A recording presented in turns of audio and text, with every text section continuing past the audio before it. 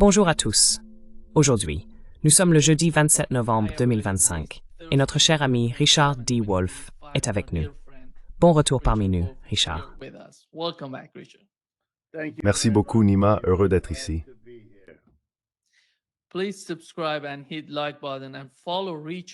Veuillez vous abonner, cliquer sur le bouton j'aime et suivre Richard sur son site web democracyatwork.info ainsi que sur sa chaîne YouTube du même nom, Democracy at Work.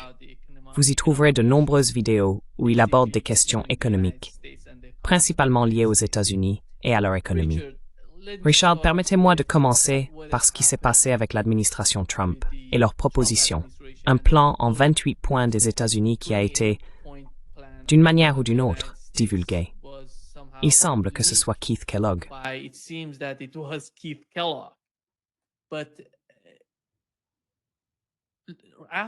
Mais après cela, Richard, nous avons eu une réunion entre les États-Unis d'un côté et les Européens, avec les Ukrainiens de l'autre, pour discuter des points abordés à Genève. Marco Rubio s'y est rendu. Comment voyez-vous la situation globale avec l'Ukraine? Parce qu'il ne semble pas que les Européens et les Ukrainiens soient favorables à des concessions territoriales, à une limitation de la taille de l'armée ukrainienne ou à une adhésion à l'OTAN. Ils ne veulent inclure aucun de ces éléments dans un accord pour l'Ukraine. Ils vont même au-delà de cela. Voici Kyriakos qui parle de la manière dont ils perçoivent la situation avec la Russie.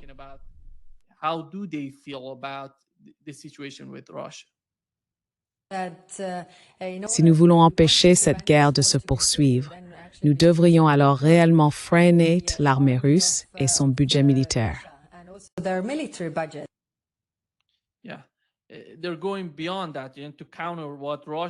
Oui, ils vont encore plus loin pour contrer ce dont la Russie parle. Mais avant d'en venir à ton commentaire, voici ce qui a été publié dans Politico. L'Europe pense l'impensable, la riposte contre la Russie.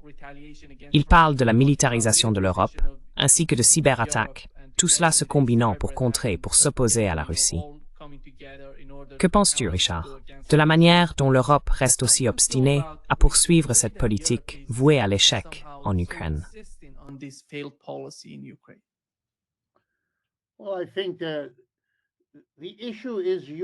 Eh bien, je pense que le problème, c'est l'Europe. Et je veux commencer en l'abordant d'une manière qui soit bienveillante envers l'Europe, car une partie de moi éprouve de la sympathie pour elle. Voici ce que je veux dire. Depuis environ 500 ans, l'Europe est en quelque sorte le centre de la conscience mondiale. En d'autres termes, c'est là qu'ont eu lieu la Renaissance, la Réforme, la Révolution française, la grande transition du féodalisme, qui était le système dominant vers le capitalisme.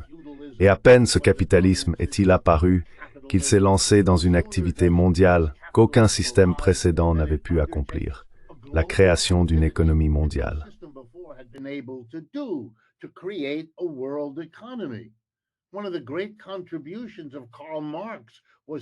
L'une des grandes contributions de Karl Marx a été de dire dans Le Capital ce que je viens de dire, de nous enseigner que la fonction historique du capitalisme est de créer une économie mondiale, un véritable système d'échanges mondiaux, de rassembler toutes les différentes parties du monde, l'Asie, l'Afrique, l'Amérique latine et ainsi de suite, en une totalité économique et donc politique et culturelle. Nous avons aujourd'hui cette totalité. L'Europe y est parvenue. En chemin, elle a commis des atrocités, le viol colonial d'une grande partie du monde, atroce. Deux des pires guerres mondiales que nous ayons jamais connues en termes de destruction. Mais elle a aussi accompli de nombreuses avancées, technologiques, intellectuelles et bien d'autres.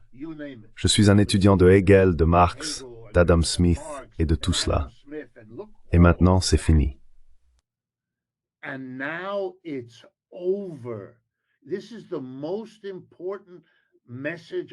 C'est le message le plus important que je puisse faire passer. L'Europe a terminé ce rôle. L'Europe sera là. L'Europe fonctionnera. L'Europe peut faire de bonnes choses. Ce n'est pas la question. Mais être le centre du monde, c'est fini. Tout comme l'Europe fut autrefois simplement une autre partie d'un globe indifférencié et non unifié, elle fera désormais partie d'un globe unifié, mais pas d'un globe dont elle serait le centre. Et c'est très difficile à accepter, comme cela le serait pour n'importe quelle population. Ils essaient constamment de ne pas voir ce qui se passe. La diabolisation de la Russie est un effort puéril pour ne pas voir ce que je viens de décrire, et pour penser que votre problème est la force extérieure malveillante qui vous menace. Ce n'est pas votre problème.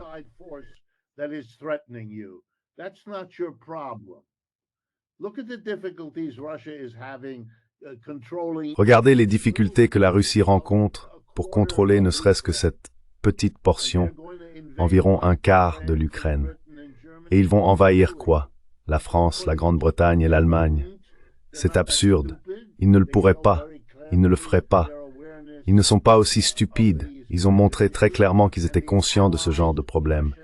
Et les alliés, la Russie, la Chine et l'Inde, dont ils dépendent, ne prendraient aucune part à tout cela. C'est désespéré. C'est tellement désespéré que c'en est transparent. C'est pourquoi il faut aller chercher des gens des républiques baltes, avec leur histoire particulière, tantôt dans, tantôt hors de la Russie, pour crier contre la Russie, comme l'extrême droite là-bas le fait depuis un siècle. C'est une proposition ennuyeuse. Nous devrions passer à autre chose. C'est du pur bouc émissaire.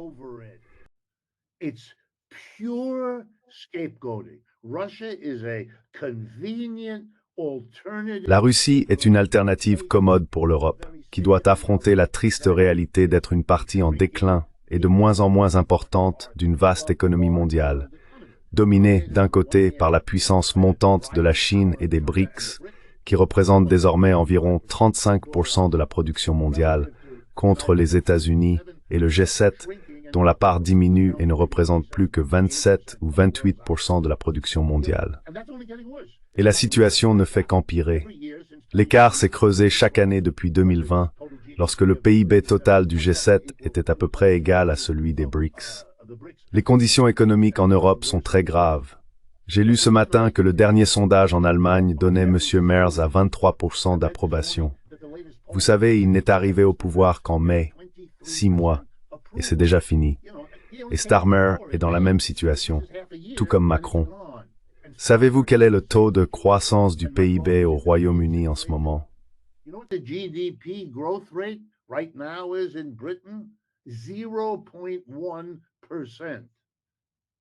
You know what that is? That's stagnation.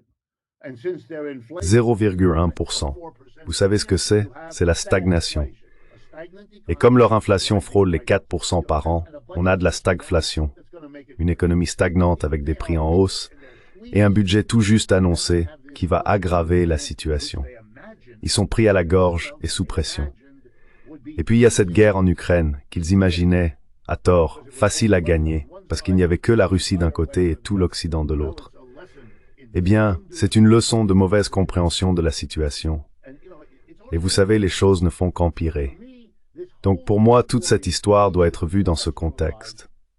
Les États-Unis voient l'impasse que représente l'Ukraine pour eux. Ils ont un autre bouc émissaire.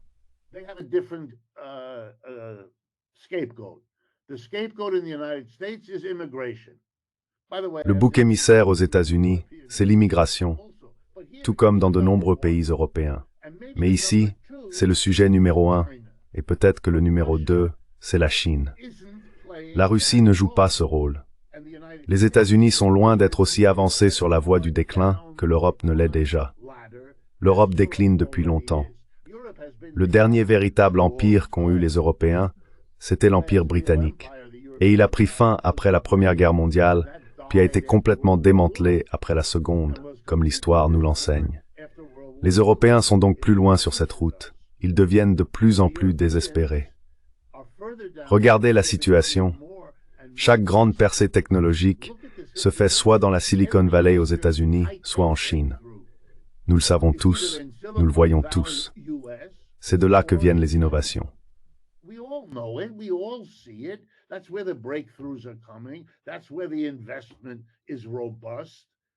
C'est là que l'investissement est solide.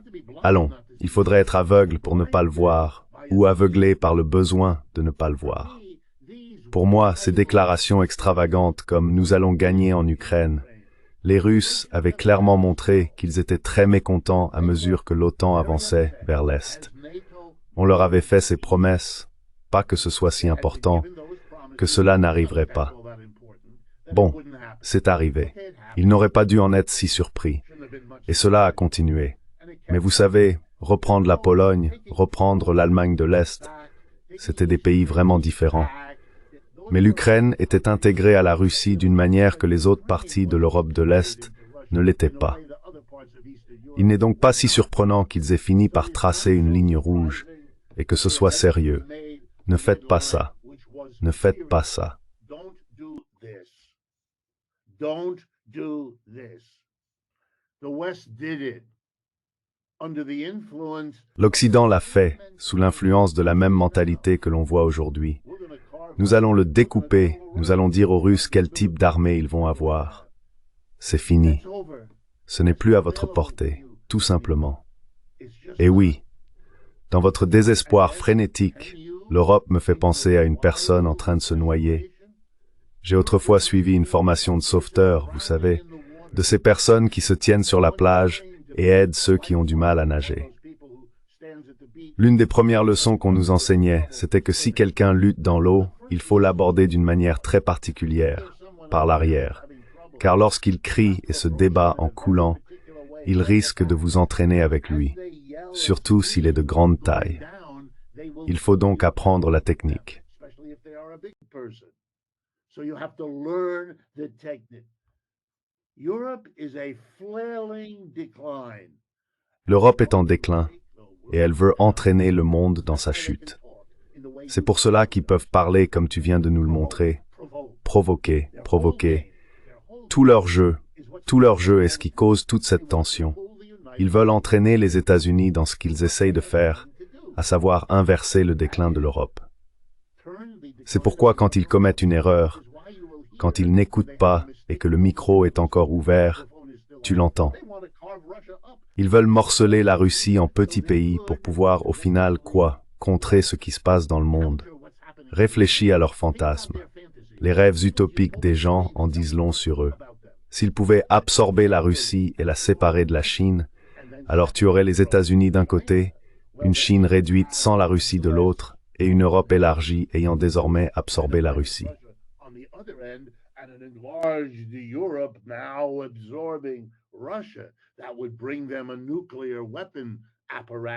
Cela leur apporterait un appareil d'armes nucléaires, une vaste géographie, tout le pétrole et le gaz et une énergie bon marché. On peut imaginer l'excitation. Le problème, c'est que c'est pas dans les cartes. Ils ne peuvent pas faire cela. Les Russes voient déjà tout cela. Les Chinois le voient aussi. Et les Américains, qui ne peuvent rien y faire non plus. Vous savez, dans tous ces mouvements, l'Europe est trop divisée. L'Europe est trop bas dans l'échelle pour pouvoir y changer grand-chose, alors elle devient hystérique. Ce que vous voyez, c'est l'effort hystérique. M. Trump essaye de manière maladroite de se désengager de tout cela. Tenez, l'Europe, à vous de jouer. Les Européens veulent contrôler ce qui se passe, mais non, ils n'en ont pas le pouvoir. Ils savent vraiment qu'ils n'en ont pas le pouvoir.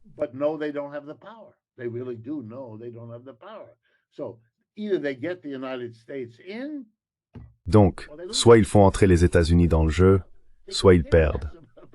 C'est de cela qu'il s'agit. Ils se moquent complètement de l'Ukraine. Ce n'est qu'un prétexte. L'enjeu, c'est de garder les États-Unis à leur côté, car sans eux, vous n'êtes rien du tout. Et ce rien du tout vous saute au visage d'une manière qu'aucune administration américaine avant Trump n'avait osé exprimer ouvertement. En privé, ici aux États-Unis, je peux vous assurer, d'après ma propre expérience, que les principaux penseurs politiques et décideurs discutent depuis longtemps d'un désengagement de l'Europe.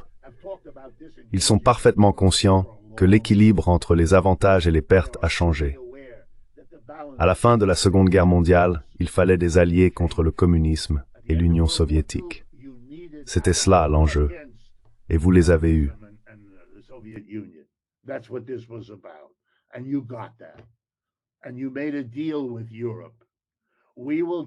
Et vous avez conclu un accord avec l'Europe. Nous vous offrirons une protection militaire et nous vous accorderons une relation privilégiée avec nous. Mais en échange, Vous devez être des alliés loyaux sur le plan politique et vous devez nous céder vos empires. Et c'est ce qui a été fait. Les Britanniques, les Français, tous ces empires ont été démantelés après la Seconde Guerre mondiale et les États-Unis sont intervenus pour les remplacer. C'est très important, mes amis. Et qu'est-il resté à l'Europe? Plus d'empires. La moitié de la richesse qui affluait vers l'Europe provenait de ces empires, et cela leur a été retiré. Ils ont été réduits au rôle d'alliés des États-Unis. En échange, ils ont reçu toutes sortes d'avantages et de privilèges. C'était un bon accord pour eux.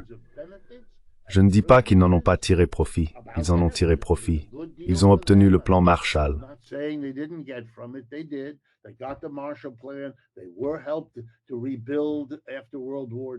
Ils ont été aidés à se reconstruire après la Seconde Guerre mondiale. Tout cela est vrai. Mais les États-Unis n'ont pas besoin d'un grand tampon contre l'Union soviétique, car l'Union soviétique n'existe plus.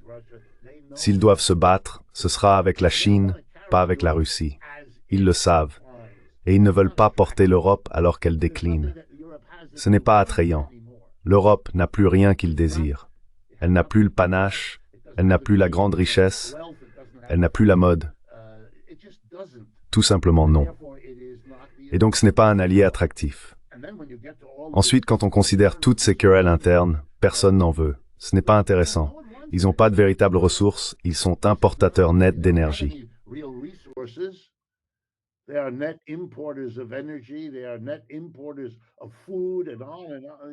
Ils sont importateurs nets de nourriture et de tout le reste. Donc c'est acceptable, mais ça n'a plus la grandeur d'autrefois. Et je reviens donc à mon premier point. Vous assistez au déclin de l'Europe. C'est bien de cela qu'il s'agit. Et bien sûr, M. Trump arrive avec son plan en 28 points. Ici, aux États-Unis, une grande partie de notre mentalité reste bloquée dans la guerre froide. C'est similaire, mais un peu différent. Ils ne sont pas liés à la longue trajectoire de déclin de la civilisation européenne. Non, c'est une classe politique qui a été instinctivement formée pendant 70 ans à considérer tout ce qui vient de l'Union soviétique ou de la Russie comme mauvais, mauvais, mauvais, mauvais, mauvais. C'est ainsi qu'ils ont écrasé la gauche. Et ils sont aujourd'hui très contrariés de voir la gauche revenir aux États-Unis.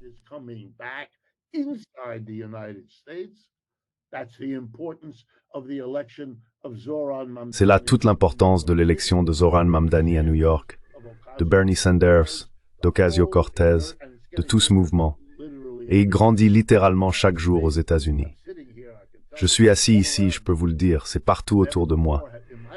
Jamais de mon vivant je n'ai vu cela, ce qui signifie que jamais, de leur vivant, les dirigeants politiques des États-Unis n'ont eu à faire face à autre chose qu'aux républicains et aux démocrates. Tout le reste n'existait pas ou était minuscule. Ce n'est plus vrai aujourd'hui. Et le monde change. Ces responsables politiques s'accrochent à l'univers politique dans lequel ils ont grandi. Nous n'avons pas, aux États-Unis, de politiciens qui soient aussi des penseurs.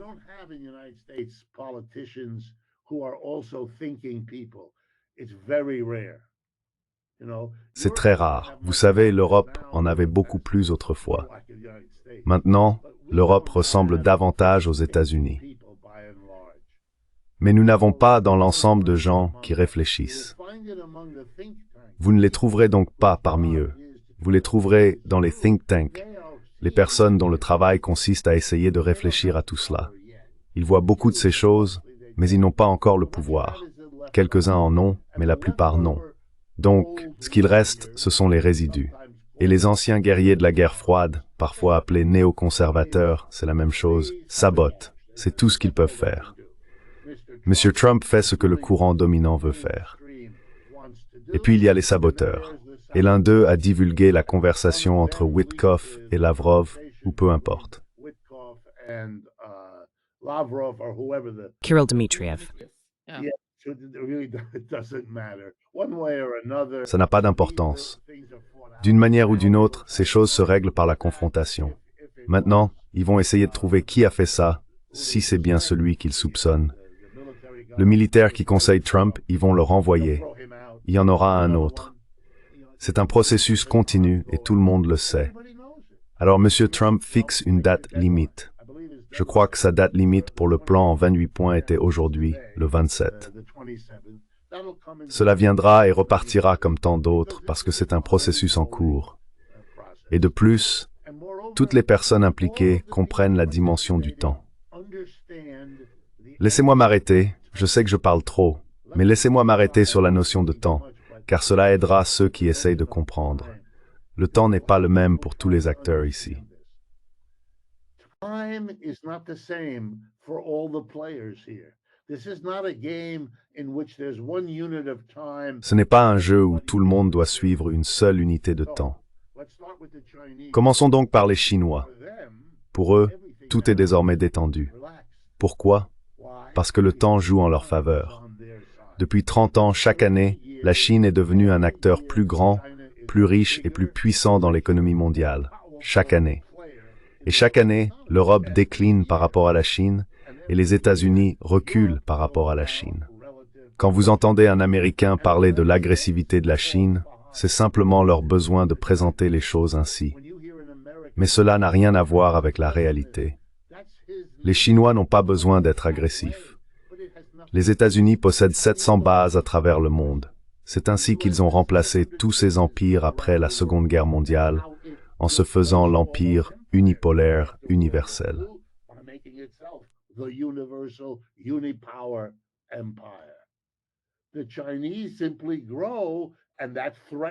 Les Chinois se développent simplement, et cela menace cet empire, bien sûr. Mais les Chinois n'ont qu'une seule base militaire. Les Américains en ont 700. Qui est agressif?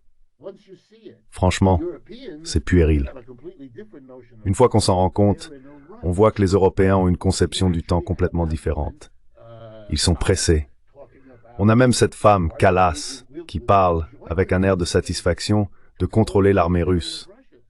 C'est parce que vous perdez la guerre, ma chère. Vous ne gagnez pas, vous perdez. Vous perdez lamentablement. Et votre défaite n'a pas de fin. Vous perdiez déjà avant d'avoir ce poste, vous avez perdu tout au long de votre mandat, et vous continuerez à perdre. Et c'est très douloureux pour vous, ce que je comprends. Mais le temps est son ennemi. Elle est pressée. But time is her enemy. She's in a rush. She doesn't want Mr.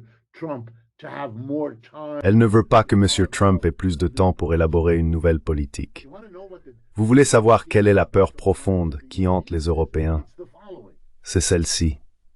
Que l'alliance entre la Chine et la Russie devienne encore plus solide qu'elle ne l'est déjà.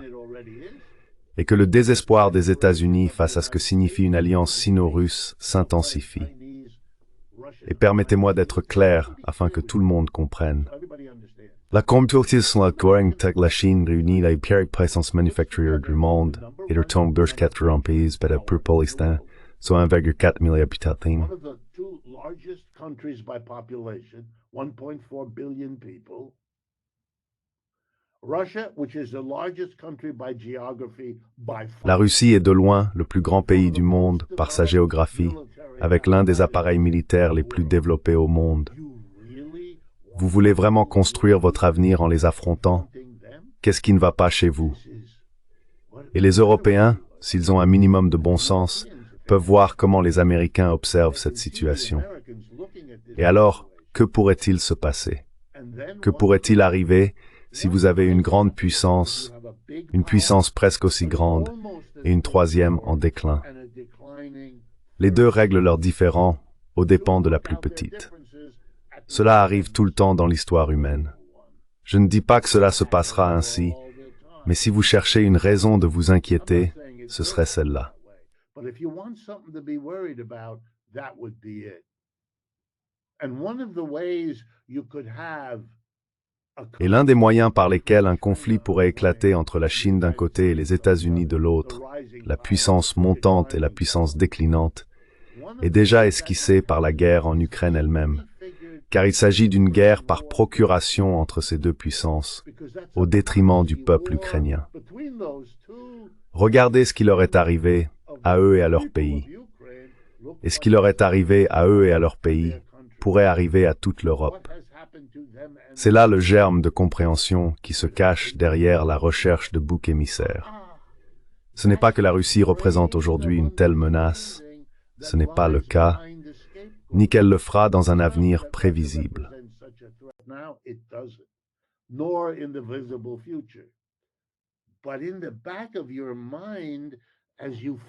Mais au fond de votre esprit, alors que vous affrontez, à demi consciemment, la montée de la Chine, la juxtaposition avec les États-Unis, vous réalisez qu'il ne reste pas grand-chose pour l'Europe.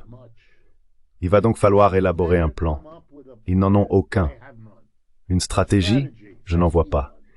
Une stratégie qui impliquerait de redéfinir les relations avec les États-Unis d'un côté, mais aussi avec la Russie et la Chine de l'autre. Ils ont encore suffisamment de richesses en Europe. Ils en ont encore assez après 500 ans. Ils ont des choses à offrir. Ils sont riches. Il y a environ 300 millions de personnes qui sont aisées, comme aux États-Unis, où il y a à peu près 300 millions de personnes relativement aisées. C'est beaucoup. C'est une base sur laquelle travailler. Mais il va falloir se débarrasser de tous ces dirigeants. Je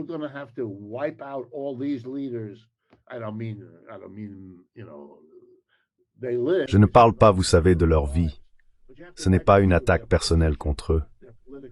Mais il faut les écarter de leurs fonctions politiques, et faire venir une nouvelle génération de personnes qui comprennent ce que j'essaie de dire et qui souhaitent s'asseoir avec les dirigeants de la Chine et de la Russie, les dirigeants des États-Unis et de leurs alliés, afin d'élaborer ce que M. Poutine, à son crédit, appelle une nouvelle structure pacifique de sécurité pour tous en Europe.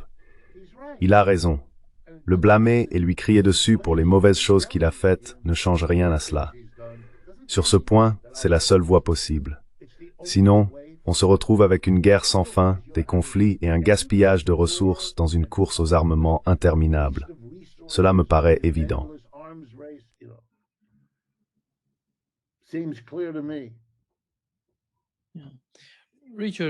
Richard, tu as mentionné la victoire de Zoran Mamdani à New York. Est-ce que cela signifie politiquement aux États-Unis? Mais quand on regarde la rencontre entre Donald Trump et Zoran Mamdani, on ressent quelque chose de différent, car ces deux-là s'attaquaient mutuellement avant l'élection. Et maintenant, juste après, on voit Donald Trump assis à côté de Zoran Mamdani. Même lorsque le journaliste a demandé à Zoran Mamdani s'il pensait que Donald Trump était un fasciste, il a répondu oui, sans hésiter. Cela montre, d'une certaine manière, à quel point les gens veulent faire partie du camp des vainqueurs. C'est exact, c'était la mise en scène dans le bureau ovale. Je pense, Richard, que c'est le point crucial pour l'Europe. Si elle suit cette direction, elle se retrouvera du côté des perdants.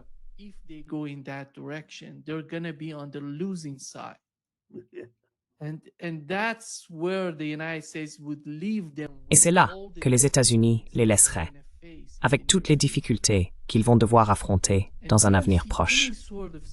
Voyez-vous le moindre signe qu'ils comprennent la réalité des êtres humains, qu'ils comprennent que ce soutien des États-Unis, l'Amérique présente en Europe, soutenant ou coopérant avec l'Europe, pourrait prendre fin à cause de ce qui se passe dans le monde aujourd'hui. L'Allemagne est l'une des plus grandes économies d'Europe, alimentée par l'énergie russe bon marché. Ils ont coupé cette source et ils ont endommagé l'économie allemande. Ils l'ont pratiquement détruite et ils continuent sur la même voie. Je ne sais pas, si l'Allemagne s'effondre, en quoi cela va-t-il aider l'Europe à long terme?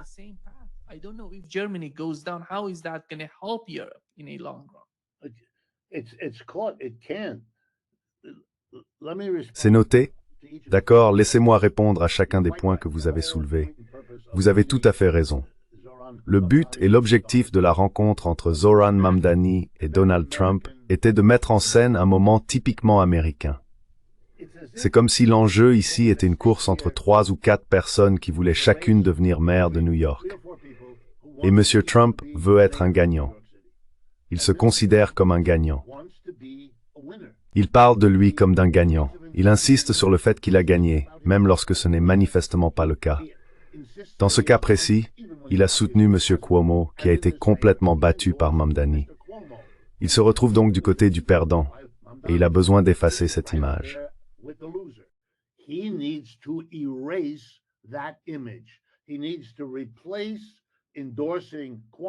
Il doit remplacer son soutien à Cuomo, une grosse erreur, par une proximité avec le vainqueur. Il doit être identifié au vainqueur. Je travaille avec le vainqueur. Je suis un vainqueur. Il est un vainqueur. Nous sommes tous des vainqueurs. Et c'est de cela qu'il s'agit. Il n'a jamais pris le mot socialisme au sérieux. Pareil pour fascisme. D'ailleurs, si vous écoutez Trump, il utilise socialiste, communiste et fasciste comme des synonymes. Ils ne sont pas différenciés. Ce sont juste des gens mauvais, maléfiques. C'est tout pour lui. Il ne sait pas ce qui intéresse Mamdani. Il ne sait pas ce que Mamdani entend par socialisme. Il n'a pas conscience des différentes formes de socialisme. Rien de tout cela. Donc, comme vous l'avez compris, il s'agit simplement d'être du côté du vainqueur.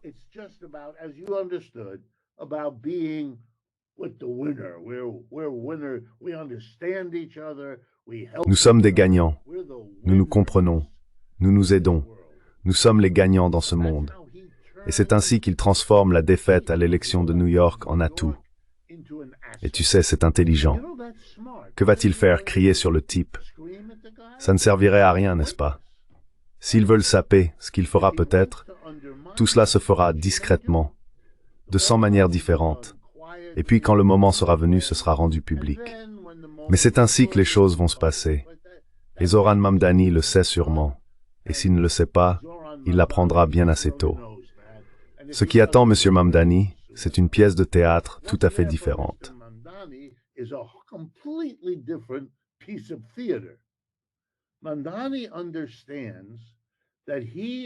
Mamdani comprend qu'il est désormais le nouveau socialiste numéro 1 de la politique américaine.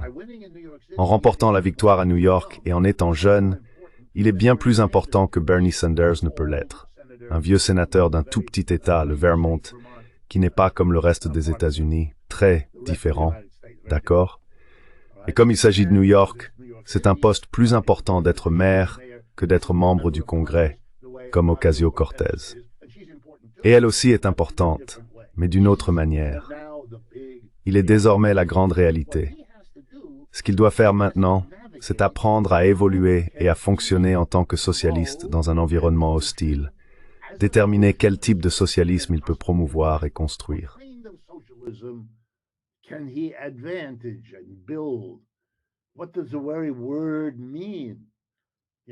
Que veut dire ce mot? C'est pas un communiste, ni rien de ce genre. Même son socialisme est très modéré. Il l'a toujours été. Les socialistes démocrates, qui est le nom du groupe ici, sont de loin la plus grande organisation socialiste du pays aujourd'hui. Mais l'une des raisons, c'est justement leur modération. C'est comme si tu disais, si tu veux introduire le socialisme, c'est la forme la plus acceptable que tu puisses souhaiter. Il va imposer une taxe de 2% sur les ultra-riches. D'accord, cela les laisse ultra-riches, et cela ne lui donne pas les moyens de transformer le pays ou la ville ou quoi que ce soit de ce genre. Mais il peut faire de bonnes choses, et il peut être prudent, et il est doué pour ça. Montrer à la communauté, regardez ce que nous faisons ici.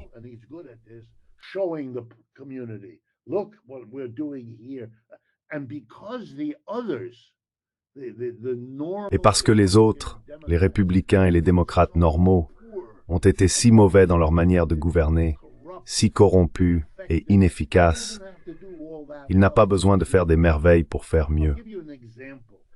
Je vais vous donner un exemple qui est le meilleur scénario qu'il puisse espérer. Pendant de très nombreuses années après la Seconde Guerre mondiale, la ville industrielle du nord de l'Italie, appelée Bologne, une ville importante, pas aussi grande sur le plan industriel que Milan, mais presque, se trouve dans cette partie nord de l'Italie qui est développée industriellement. Bologne a toujours été une ville rouge. Le Parti communiste italien dirigeait cette région. Ils étaient toujours à la mairie. Ils contrôlaient la ville. Et l'une des choses auxquelles ils faisaient très attention était d'éviter la corruption.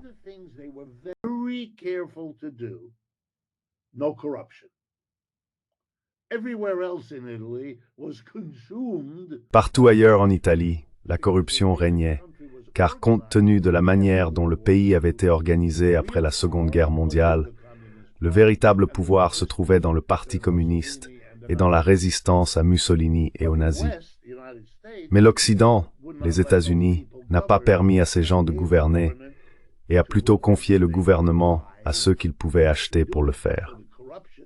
Ainsi, la corruption commence dès le départ et ne s'arrête jamais. Avoir un gouvernement intègre à Bologne fut donc un tel exploit que les habitants de Bologne, dont beaucoup étaient anticommunistes en raison de l'idéologie de la guerre froide, votaient toujours pour les communistes malgré tout. Et si on leur demandait pourquoi, pas de corruption. D'accord? Il peut faire ça.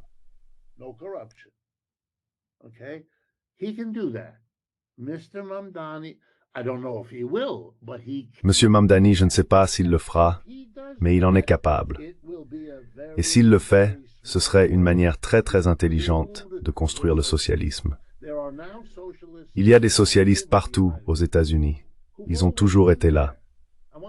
Je veux rappeler à votre public, s'il ne le sait pas, qu'avant la Seconde Guerre mondiale, avant la guerre froide qui a commencé en 1945, les socialistes et les communistes étaient présents partout aux États-Unis.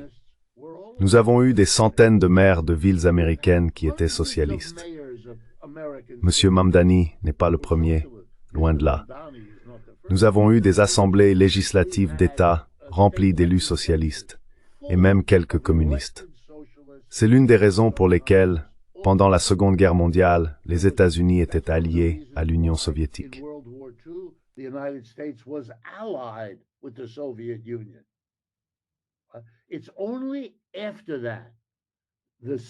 C'est seulement après cela, le revirement soudain juste après la Seconde Guerre mondiale, que les États-Unis se sont retournés contre leur allié, l'Union soviétique, et ont compris qu'ils avaient deux problèmes. Premièrement, la croissance du communisme soutenue par l'Union soviétique à l'échelle mondiale, et deuxièmement, la puissance des communistes et des socialistes qui étaient devenus beaucoup plus forts pendant la Grande Dépression des années 1930. Alors, comment faire face à ces deux menaces pour le capitalisme américain? Ils ont mené une guerre, une croisade anticommuniste, qui leur a permis de détruire les socialistes et les communistes à l'intérieur du pays, ce qu'ils ont fait, et de justifier le remplacement des empires européens à travers le monde en affirmant « Nous apportons la démocratie et la liberté à la place de l'ancienne horreur coloniale ».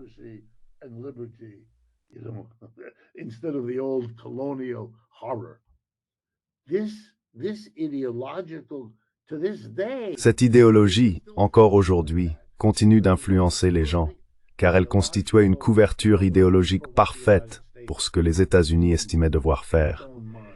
Et elle a réussi. Vous avez détruit le socialisme. Ce que vous voyez avec Mamdani, c'est simplement son retour. Tous ces gens sont toujours là. Même s'ils sont morts, ils ont transmis ces idées à leurs enfants. Ainsi, les socialistes partout en Amérique, vous savez, ils me trouvent et je leur parle. Cela fait partie de mon travail. Et ils sont partout, se demandant « Oh, si M. Mamdani a pu faire ce qu'il a fait à New York ». Et ils ne sont pas musulmans. Pour eux, c'est simplement le socialisme. Mais on peut être protestant, catholique ou juif sans le fardeau supplémentaire d'être musulman.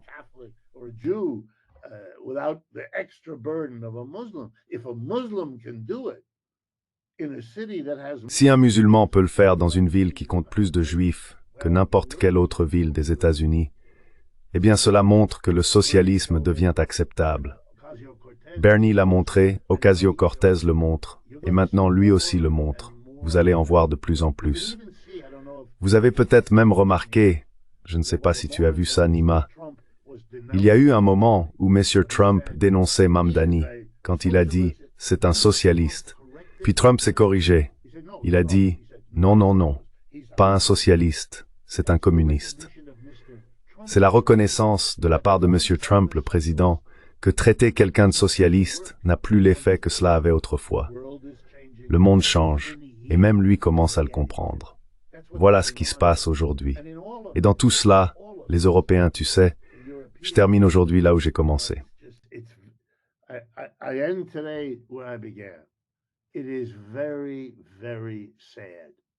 C'est très très triste.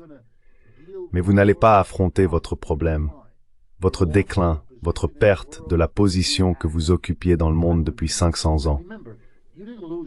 Et souvenez-vous, vous n'avez pas perdu cette position à cause de ce que les autres vous ont fait. Vous l'avez perdue parce que la manière dont vous avez exercé cette position s'est elle-même sapée.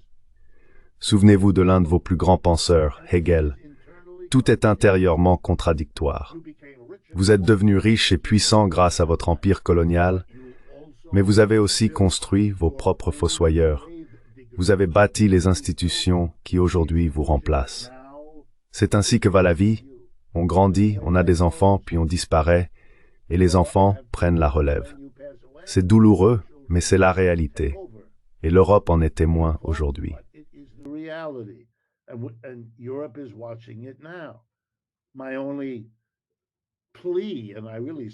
Ma seule requête, et je le pense vraiment, je crois vous l'avoir dit, mon père était français, ma mère allemande.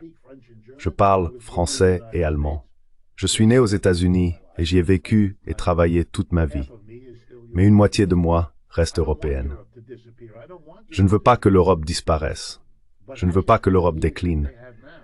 Mais avec le genre de dirigeants qu'elle a aujourd'hui, qui veulent aller à la guerre en diabolisant Poutine parce qu'ils n'ont pas de Staline, ils transforment M. Poutine en un tel personnage. Cela ne résout rien. C'est l'acte désespéré de quelqu'un qui se noie. Il vaudrait bien mieux avoir des dirigeants prêts à s'asseoir et à trouver un terrain d'entente. Je dois vous dire qu'à cet égard, M. Trump, avec tous ses horribles défauts, les devance. Et cela doit aussi les déranger, d'une certaine manière. Oui, exactement. Merci beaucoup, Richard, d'être avec nous aujourd'hui. Un grand plaisir, comme toujours. Oui, très intéressant. Et merci pour votre émission et pour faire en sorte que des gens du monde entier puissent entendre quelque chose d'un peu différent de ce qu'ils lisent dans le journal chaque matin. Grand plaisir. Au revoir. Bye. See you.